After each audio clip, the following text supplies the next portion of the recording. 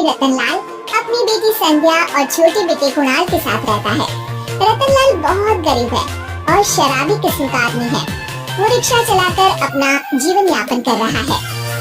रतनलाल एक अधेड़ उम्र के आदमी योगेश्वर को कभी कभी अपनी रिक्शा से मार्केट या मंदिर छोड़ता है और कभी कभी बाजार से उसका सामान भी ले आता है। एक दिन रतनलाल योगेश्वर से कहता है, साहब आपके पास गाड़ी है, फिर भी आप कभी कभी रिक्शा से क्यों जाते हो? इन शहर की गलियों को आराम से देखना मुझे बहुत पसंद है। ठीक है साहब, मैं चलता हूँ, कल फिर आऊंगा। अरे रतनलाल रुको तो, मैंने सुना है कि तुम अपनी बेटी को कुछ पैसों के बदले किसी को दे रहे हो। अभी किसी को बेचे नहीं तो क्या करे साहब, एक छोटा बेटा है, उसको पढ़ाना भी है, उसकी देखभाल भी करनी है, और अगर मैं बेटी को घर में रखूंगा तो उसकी शादी कैसे करूंगा साहब? तुमको कितने पैसे मिल रहे हैं? अब 50,000 साहब। देखो मैं तुमको पूरे 20 लाख रुपए देता हूँ, तुम अपनी बेटी संध्या को मुझे दे दो। हैं? 20 लाख? धन्यवाद साहब, धन्यवाद, मैं कल ही से आपके पास छोड़ जाऊंगा साहब। अगले दिन रतनलाल संध्या को हमेशा के लिए योगेश्वर के यहाँ छोड़ आता है और बदले में 20 लाख रुपए लेकर घर आ जाता है। रतनलाल जिंदगी में पहली बार इतने पैसे पाकर बौखला गया। उसने एक अच्छा घर लिया। कुणाल, अब हमें कोई चिंता नहीं है, तो अब अच्छे से पढ़, खूब मन लगाकर पढ़ाई करना। पापा मुझे पढ़ाई करना अच्छा नहीं लगता। अरे तूने अगर ज्यादा बकवास की ना तो बहुत मारूंगा। कल से तू अच्छे स्कूल में जाएगा तो जाएगा, हाँ बस। कुणाल का एडमिशन एक अच्छे स्कूल में हो जाता है, लेकिन आए दिन स्कूल से शिकायत आती ही रहती है। 10 साल बाद एक दिन प्रिंसिपल मैडम रतनलाल को स्कूल में बुलाती है। रतनलाल, आपका बेटा कुणाल बहुत आवारा हो गया है और ये बिल्कुल भी पढ़ाई नहीं करता है, बल्कि इसका दिमाग गलत कामों में जा रहा है। मैं उससे बात करूंगा मैडम। ठीक है, आज ये आखिरी मौका है, अगली बार तो मैं उसे स्कूल से ही बाहर निकाल दूंगी। रतनलाल घर आ जाता है और कुणाल से कहता है, कुणाल बेटा, मैं तुम्हारे ऊपर इतना पैसा लगा रहा हूँ, फिर भी तुम स्कूल में सही से क्यों नहीं पढ़ते हो? आप तो रहने ही दीजिए, मैं सब जानता हूँ कि ये पैसा कहाँ से आया है, और वैसे भी अब ये पैसा मेरा है, मेरा जो भी मन होगा मैं करूँगा। आज के बाद मैं कभी स्कूल नहीं जाने वाला। रतनलाल को अपनी बेटी की याद आती है और वो रोने लगता है। 5 साल बाद कुणाल एक दिन एक लड़की को शादी करके घर ले आता है। पिताजी, ये मेरी पत्नी है स्वीटी। तुमने शादी कर ली? हाँ, शादी कर ली मैंने, दिखाई नहीं दे रहा। और अब से आप फिर से कमाना शुरू कर दो, बहुत बैठ कर खा लिया। कुणाल, तुम इस बुड्ढे को घर में क्यों रख रहे हो? देखो ना, ये शराब पीता है, इसे घर से बाहर निकाल फेंको। अरे स्वीटी, ये मेरे पापा है, कैसे बाहर निकाल दूं? और वैसे भी घर में कोई तो चाहिए ना काम करने वाला, नौकर समझ कर रख लो। इस बुड्ढी को तो घर से बाहर निकाल कर ही रहूंगी मैं कब तक इसके लिए खाना बनाऊंगी? स्वीटी एक दिन घर के बाहर पार्क में अपनी दोस्तों के साथ बैठी होती है। तभी वो रतनलाल को बुलाती है।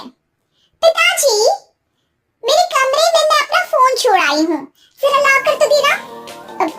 हाँ जरूर, अभी लेकर आता हूँ। रतनलाल फोन लेकर आ जाता है। कुछ समय बाद स्वीटी के फ्रेंड्स भी चले जाते हैं। स्वीटी अंदर आकर शोर मचाती है। चोर चोर! कहाँ है चोर? मुझे तो यहाँ कुछ नहीं दिख रहा। अरे ये अलमारी खुली पड़ी है, जरूर किसी चोर ने ही खोली होगी। अरे कौन आया था यहाँ?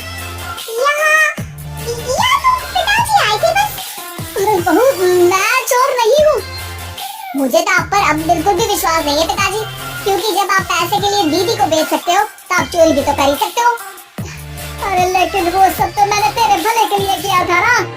मैं तो कहती हूँ कि हमें इनके कमरे की तलाशी लेनी चाहिए। तुम बिल्कुल सही कह रही है। चलो। स्वीटी और कुणाल दोनों रतनलाल के कमरे की तलाशी लेते हैं और उन्हें वहाँ स्वीटी की ज्वेलरी और पैसे मिल जाते हैं। मैं तो पहले ही जानता था कि चोर आप ही हो। निकल जाओ मेरे घर से और दोबारा अपनी शक्ल मत दिखाना।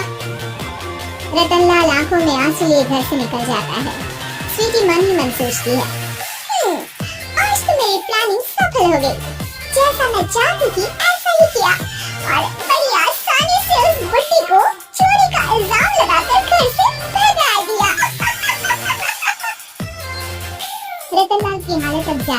हो गई और वो सड़क पर बैठकर भीख मांगकर खाने लगा।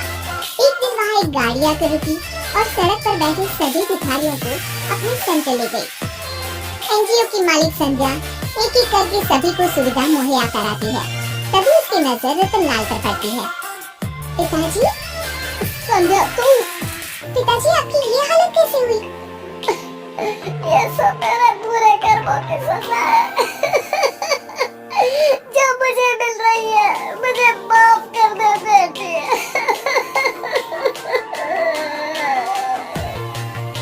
पिताजी, मैं आप पर बिल्कुल भी गुस्सा नहीं हूँ, क्योंकि आपने मुझे यहाँ भेजकर अच्छा ही किया। मेरी जिंदगी बदल गई। लेकिन ये सब हुआ कैसे बेटा? आप ये नए कपड़े पहनो, तब तक मैं योगेश्वर अंकल को बुला कर लाती हूँ। योगेश्वर अंकल? हाँ अंकल। योगेश्वर जी ने तुझसे शादी नहीं की थी? नहीं तो पापा, उन्होंने तो मुझे पढ़ा लिखा कर इस काबिल बनाया है कि मैं आज सबकी सेवा कर पा रही हूँ। रतनलाल पश्चाताप करके रोता रहता है। तभी योगेश्वर भी वहाँ जाता है। रतनलाल जी, आपकी ये हालत कैसे हुई? इतने सारे पैसों के बावजूद भी? क्योंकि मैंने बेटे और बेटे में भेदभाव किया था। लेकिन आपने ये कैसे किया? मुझे ये जानना है, बताइए। सालों पहले जब संध्या छोटी थी, तब मैंने एक बार एक आदमी से तुम्हें बात करते हुए सुना था, जो कुछ पैसों में संध्या को तुमसे खरीद कर शादी करना चाहता था। मैं उस समय एनजीओ में बच्चों के लिए ही काम कर रहा था और मैं किसी भी लड़की की जिंदगी खराब होते नहीं देख सकता था। इसलिए मैंने अपने जीवन की कमाई का एक बड़ा हिस्सा तुम्हें दे दिया था।